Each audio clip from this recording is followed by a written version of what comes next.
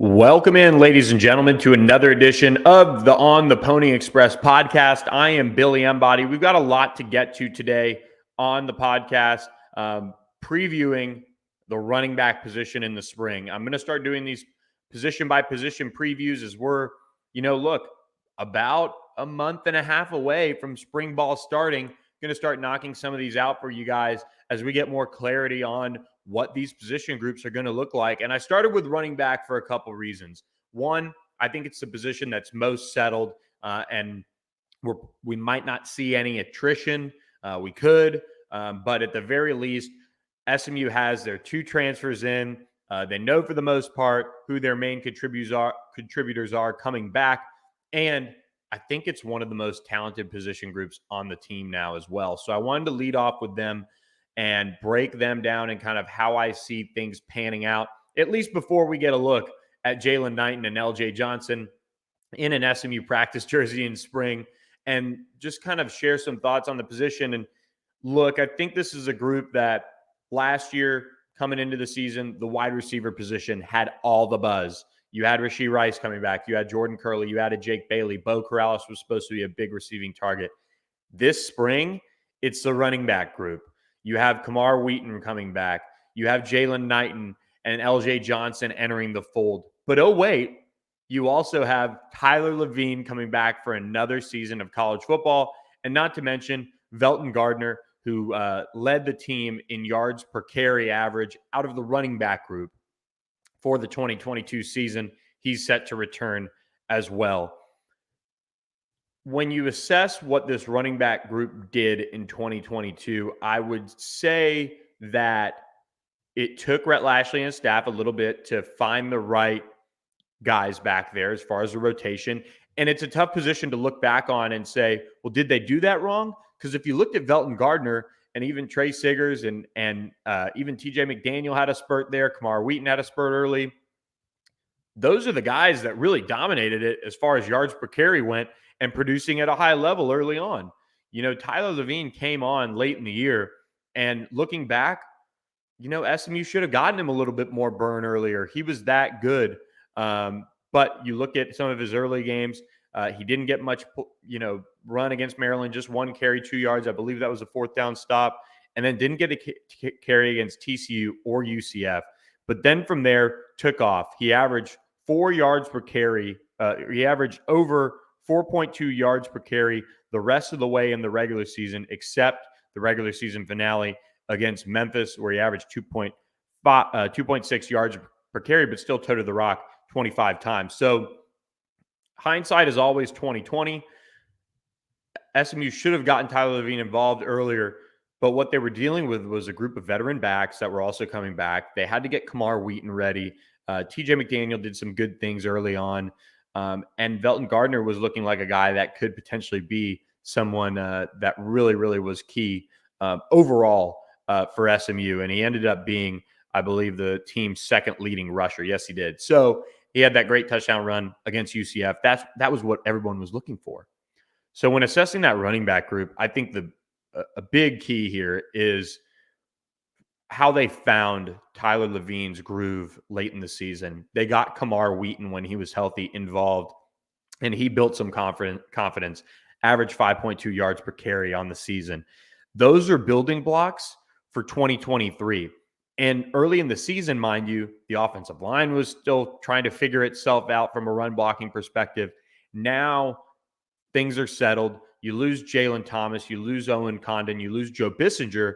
They're going to have to find three guys who can play at, what they ended up being at, which was a high level in terms of run blocking, especially kind of late in the year. That was when the run game really took off for SMU. So now you fast forward to the spring. SMU lost TJ McDaniel, who's not found a new home, and Trey Siggers to the transfer portal. And those things happen. And I think for Trey, you want a big role in your final season of college football. It was clear to TJ McDaniel, I feel like, that he was going to get passed up permanently on the depth chart with Camar Wheaton's emergence, with Tyler Lavine emerging, with Jaylan Knighton and LJ Johnson coming in. Those are all things that were going to happen to him. So he's going to graduate in the spring. He's going to move on and find a better place for him to finish out his college football career. What they bring to the table now his two running backs, and LJ Johnson, who comes from Texas A&M, and Jaylan Knighton from Miami, two very different styles of running backs. And I don't want to give away our story on theponyexpress.com, but Casey Woods, the offensive coordinator, spoke plenty with us about every signee. So check out those stories. If you're not a subscriber, check us out. $10 a month. You can join on the Pony Express.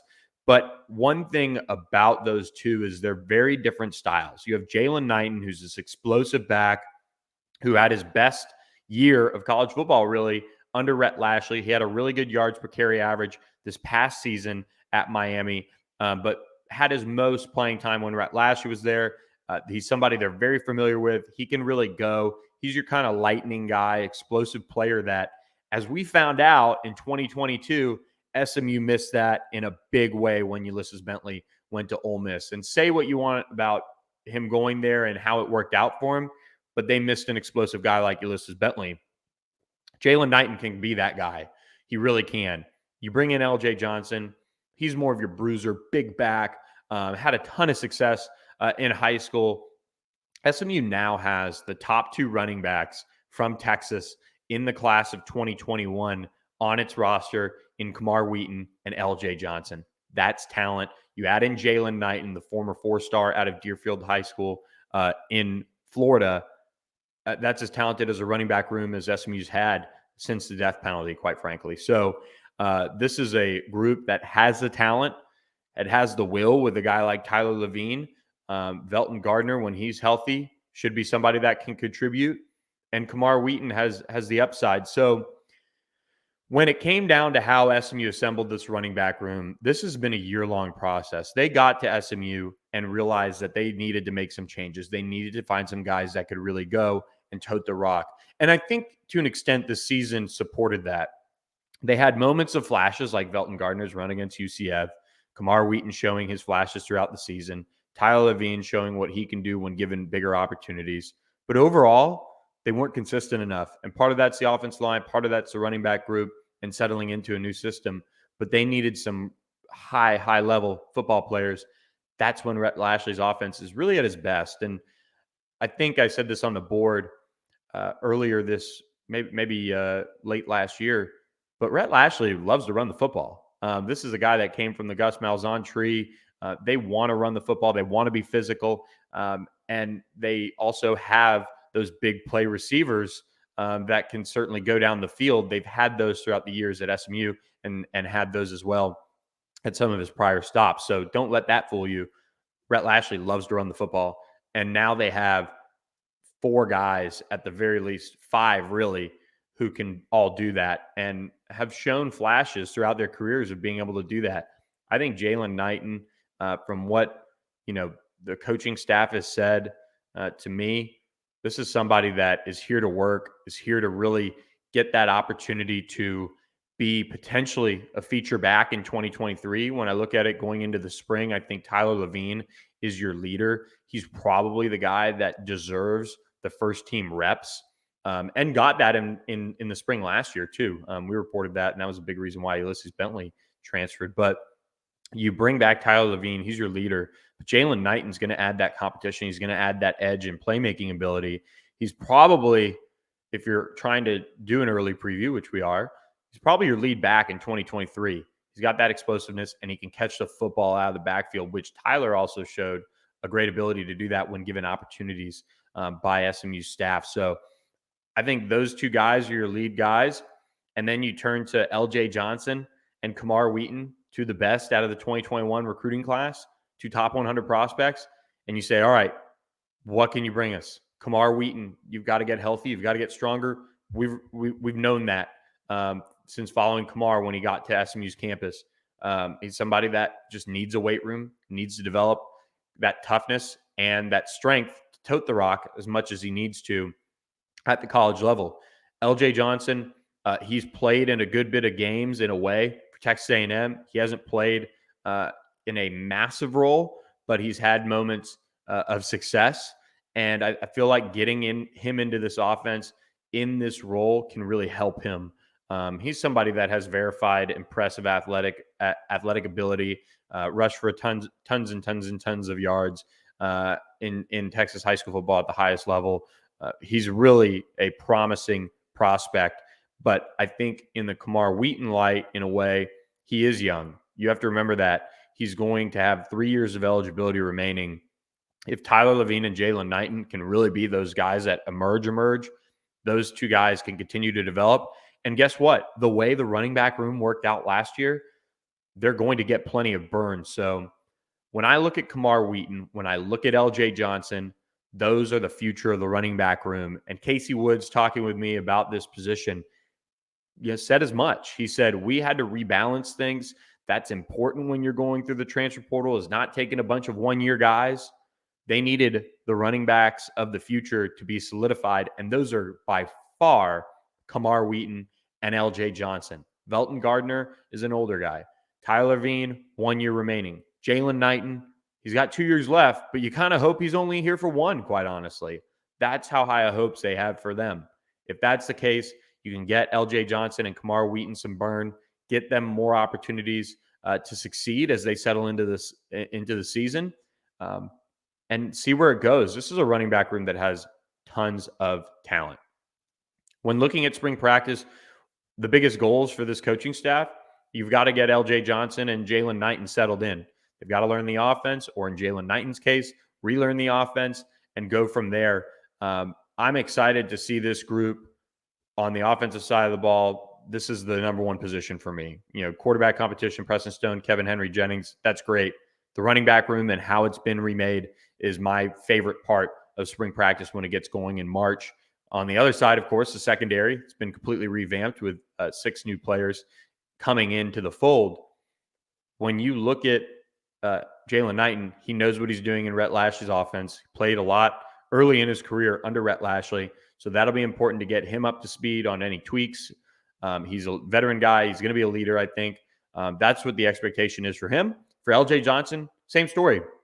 You want him to learn the offense, settle in with his position group, and see how things are done. I think the way this team finished with a 3-1 mark in November, they didn't win the bowl game. They came close. Mistakes happen. But overall, I feel like this group showed that the culture is strong, and you want those two guys to buy into what's going on. Tyler Lavine, continue to be that leader.